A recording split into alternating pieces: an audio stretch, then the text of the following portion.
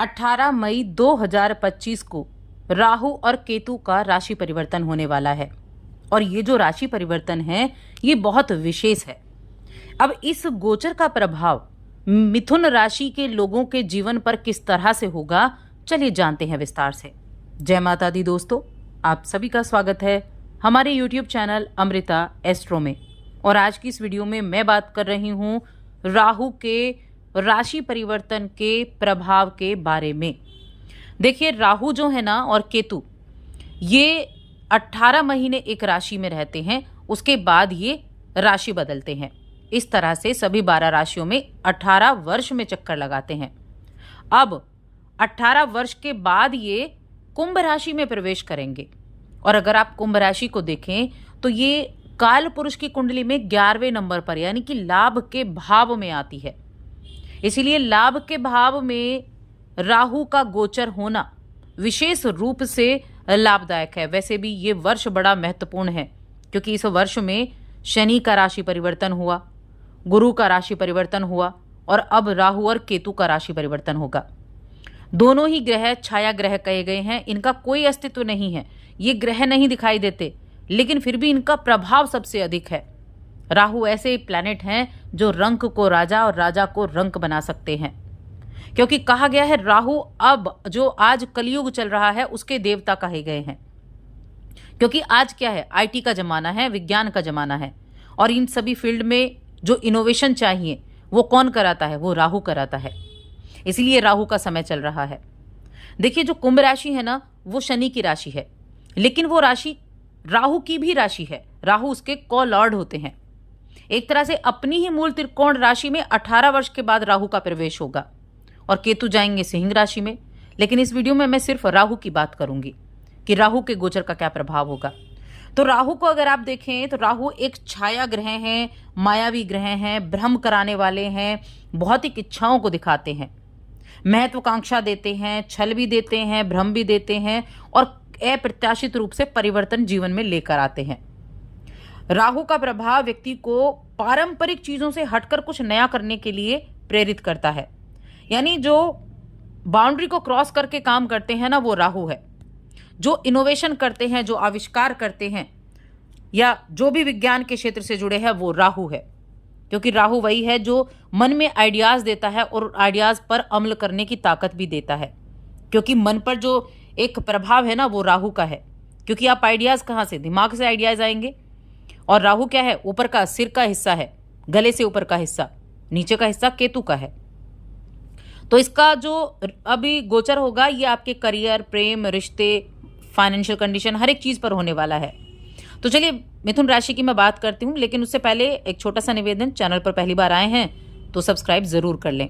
कुंडली दिखाना चाहते हैं तो वीडियो के नीचे डिस्क्रिप्शन में हमारा नंबर मिल जाएगा, वहां आप हमसे कांटेक्ट कर सकते हैं। देखिए, अभी ना एक नवम पंचम योग भी राहु और गुरु का बनेगा, क्योंकि गुरु अभी 14 मई को राशि बदलकर मिथुन राशि में आए हैं, आपकी राशि में बैठे हैं और यहां से जो उनकी दृष्टि है वो राहु पर रहेगी 1 वर्ष तक और राहु की गुरु पर रहेगी। तो ये नवम पंचम योग बन जाएगा। अब ये नवम पंचम जो योग बनेगा ये कैसा रिजल्ट देगा, तो कुंडली के नवम भाव में आपके लिए राहु का गोचर होगा। अब नवम भाव क्या है, नवम भाव भाग्य का है। नवम भाव आपके भाग्य का तो है ही, साथ में ये उच्च शिक्षा का भी है, ये विदेश का भी है, ये पिता का भी है, ये धर्म का भी है, इन सभी चीज़ों का है। तो जिन भी इस राशि के जातकों के अंदर अपनी हायर एजुकेशन को कंप्लीट करने की इच्छा है या विदेश में जाने की जो इच्छा है ना वो प्रबल हो जाएगी।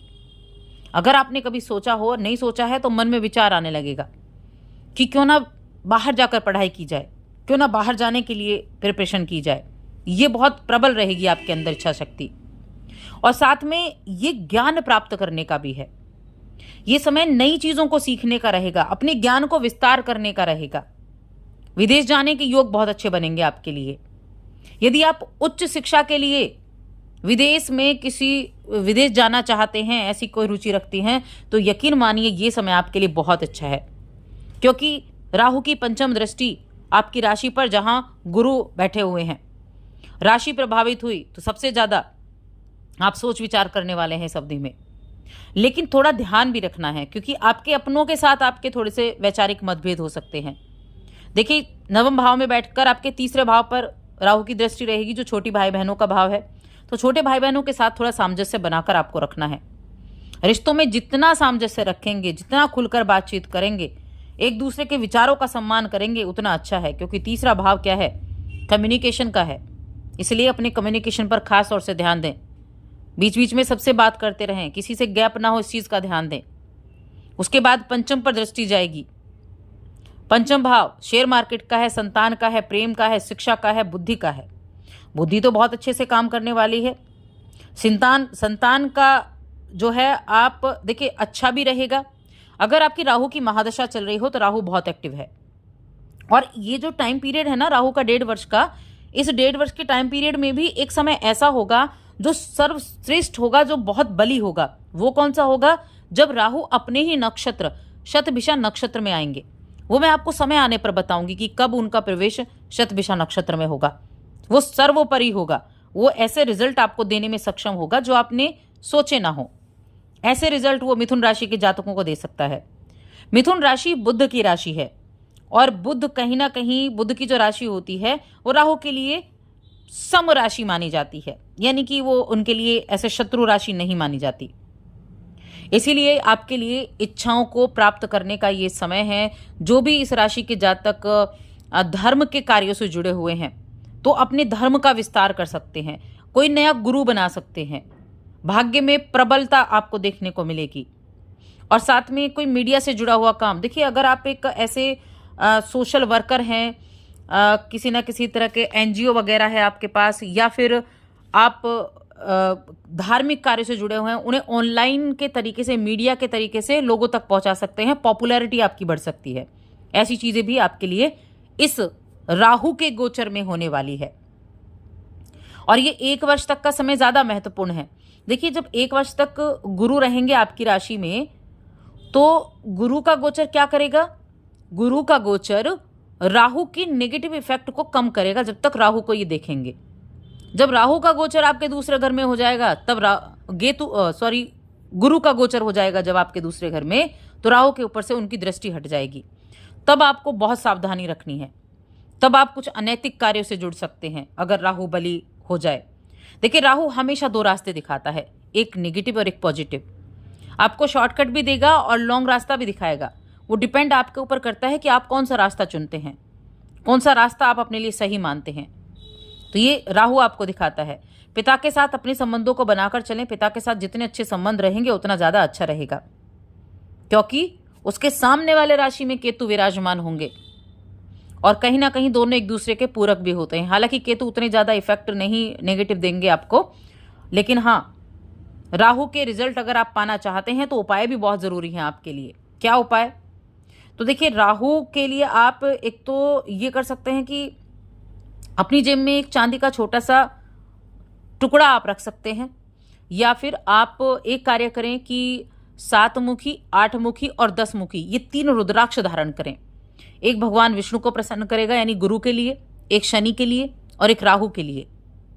भगवान शिव का आशीर्वाद है। तो इन 3 रुद्राक्ष को अगर आपने पहन लिया तो नेगेटिव प्रभाव तो आपको इन ग्रहों के द्वारा कोई देखने को नहीं मिलेंगे। इसका मैं जरूर आपको कह सकती हूं। तो बस आज की इस वीडियो में इतना ही। वीडियो कैसी लगी हमें कमेंट करके जरूर बताएं।